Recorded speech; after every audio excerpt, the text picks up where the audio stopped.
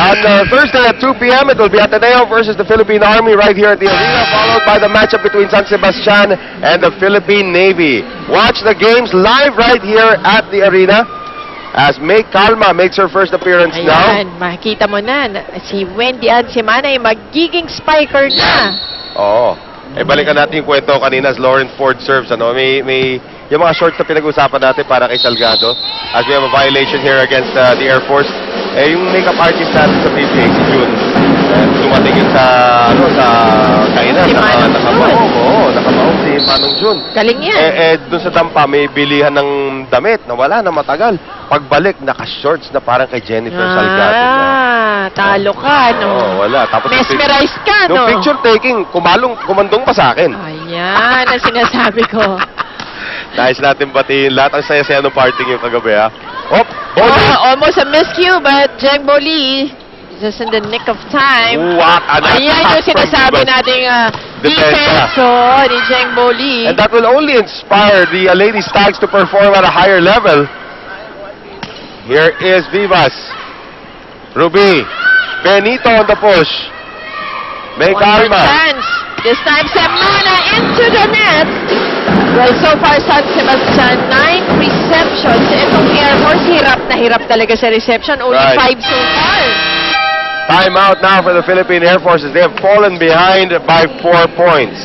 Pagkano malayo sa bola, diagonal mo. Kasi mo dun sa shorter. Pwede daw tayo sa sa huli. Apat na. Pwede ba yan? Ihabol natin. Ihabol natin yan.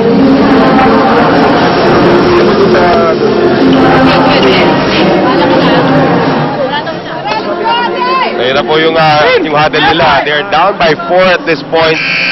Still a lot of time, or still a long way to go dito sa ating second set. It's actually a reminder for the girls to hold on. At saka kailangan maging yung stronger yung etong half na to, yung towards the end of the set.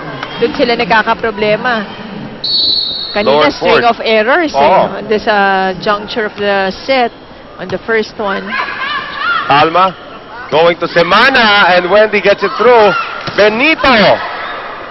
Calma once again, this time going to Viva, gets it into the net. Ito na naman yung errors na, that's why siguro nag-time out si Coach Ariel de la Cruz kanina, just to remind them to hold on tight. Diba? At this point of the set. Well, so far, 7 serves coming from the San Sebastian squad, and Philippine Air Force having 4. Here's Calma now on the setup to Manzano. Top spin attack dug up there by Ford. Benito pushing. Did she get it off someone's hands? No. No, wala. Okay, both referees agreeing on the matter. Case closed. Yan. Let's move on. If it's one family pizza, it's gotta be Shakey's. 4 po ang abante na San Sebastian. Well, Ford so far, 7 attack points. Custilo having 3 attack points to her name. Doria trying to get an attack point right there. Instead, it's Vivas. Dug up again by Boli. Defensive Benito. specialist naman si Boli. Sa susunod, libero na to kay Coach Roger. It's a very tall libero, if you ask me. And Benito scores again. Benito, ito na naman. Del Dion the service line. Kanina, ang tagal niya dyan. Nakailang ace din yan. Nakadalawang ace din yan dyan.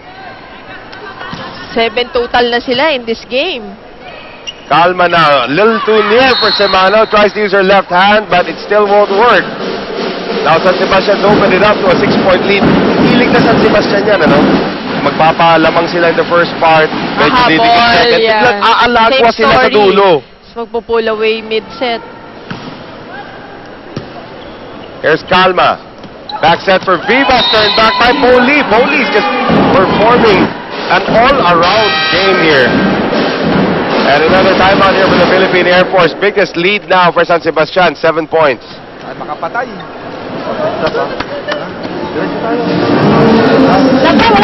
Wala pa, malayo pa yan. Nakayuho na kayo eh.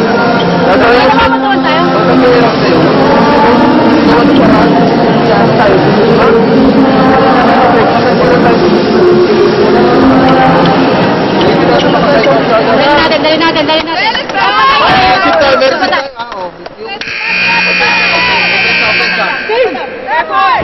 a look at that last play once again. As we can see here, Cherry May Vivas just denied their point blank by Jeng Boli. Hinabol pa nga ni Jeng eh. Oo. Had to sway her arms to get to that ball. Iniwas na sana ni Vivas. 22-15. Here's Vivas now, going to De Ramos. Boli with a one-handed dig. And Boli with a one-handed kill. And that was through 3 blockers from the Philippine Air Force. Kahit isang kamay lang gamitin ni Boli, lamang pa rin siya eh. Ay, with the power. Talagang lumusot dun sa blockers ng Philippine Air Force. Benito. Not a good reception there from Vivas. So free ball coming up here from Semana. De Leon on the combination, Boli. That's still playable. And Boli. And ay sabay ito. Oh, yan na, nakapuntos na. Wala, hindi makafocus yung Air Force eh. Nawala ng lakas. Sa sitwasyon We gotta see that again. How Jen Boli used her head to keep the ball alive. And without looking. Diba? Tapos, nakangiti na nga siya, nasa na yung bola? Doink? Ayun pala. 24-15, 9 set points now for the Lady Stags. Semana, Benito, De Leon, Gustilo, that'll do it. And that, itaw din ang shaky play. Gusto ko yung shaky play. Kasama yung ulo ni Boli sa eksena. Dun eh. Kaya napanalo tong set na to was because of that heading. Oo. Diba? 25-15, San Sebastian. Let's take a look at it again. It's a shaky play Ayan, of oh. the set. Boink! Asa na, si Boli. Heading. Okay. Ang galing eh. Well. Yan na, kahit ano gawin nyo, sa dulo, mapupunta rin sa San Sebastian ang puntos, courtesy of Janet Doria, who will get the block point right there. And we will have the third set when we return.